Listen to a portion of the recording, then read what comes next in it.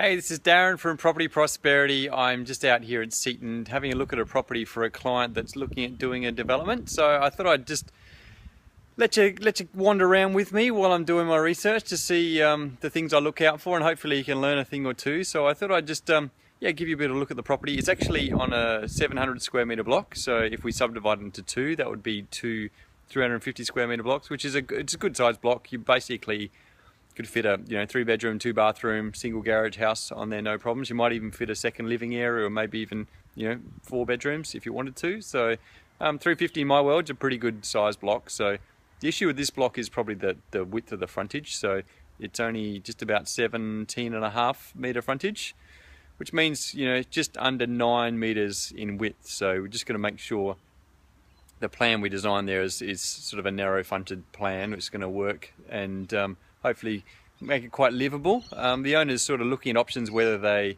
subdivide and sell the land, or whether they subdivide and sell as a house and land package, or whether they sell as build the houses, or maybe even whether they sell one block of land and build one and keep one, or keep two. So they've got lots of options, so it's a matter of fleshing out all the options then and trying to work out what's going to be the most profitable for them. And so that's why I'm out here today doing this little property profit report. So I thought I'd just give you a quick look around so you can try and see some of the things I look out for. Flick this around a bit. So obviously you can see the house there.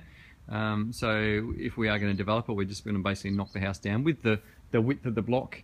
It means ultimately it would be cool to be able to do a hammerhead where we can keep the existing house and then have a driveway going down the back, and then have a block of land at the back so we can don't have to lose the value of the land at the back. Unfortunately, in this case, we can't really do that because the block is so narrow. So really the house is going to have to get knocked down, which obviously means there's costs associated with that, and also you're losing the value of the house. So you really want to make sure it's going to be profitable. So I thought I'd give you a quick look here. Things I look out for, things like retaining walls, and we're looking at whether it's slopey blocks and easements and trees and all that sort of stuff. So you can see there's only a few little trees in there, so they're not really a big deal. And the other cool thing, you can see at the back there that someone's already done some retaining walls back there, and also has relatively new fencing, so that's a good thing. It's one less thing we have to spend money on. We also look at the neighbours on the adjoining boundary, so you can see there it's relatively flat, so that means that you'd imagine that the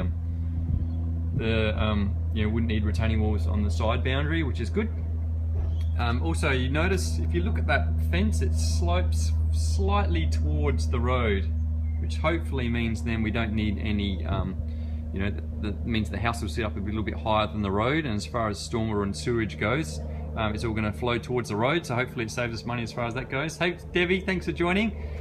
So the other thing we look at we look at the neighbour's boundary here. We're having a bit of a look at the retaining walls there to see whether there's anything we need to do. And if you check that out there, you can see there's a big massive, they built on the boundary there with a big, better brick house, or probably a garage or something. And you can see it's quite, well done basically. So probably we can use that as our retaining wall. So we probably don't really need retaining wall down the side there too. So everything's looking pretty good as far as any issues that we have to look at on site. What I do now is I go off and investigate any council requirements as far as how big the blocks can be, which probably shouldn't be a big deal. We're also looking at, not just, a lot of people are focusing on, subdividing approval, but it's not just the subdivision approval, it's also the planning approval and the building approval we've got to think about. The building approval is generally dealt with by the builder, so that's not as big a deal, but the planning approval is something really important. Planning approval is how the house is going to fit on the block. So setback, so how far it's set back from the front, set back from the back, side boundaries, something called site coverage, so the house relative to the block, and also private open space, which is basically the size of the backyard. So there's some of the things we've got to be considering now. I'll have a good chat to the council, and then it's a matter of doing all the numbers, trying to work out, what it's worth right now, but then also what it should be worth after as a block of land, as a house and land package, and also as a finished off house, looking at rental return.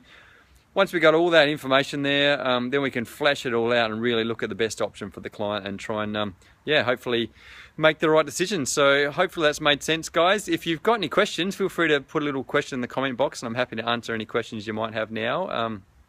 And if it's made sense and you thought it's been interesting, click on the like button. I saw someone did that now, so thanks very much.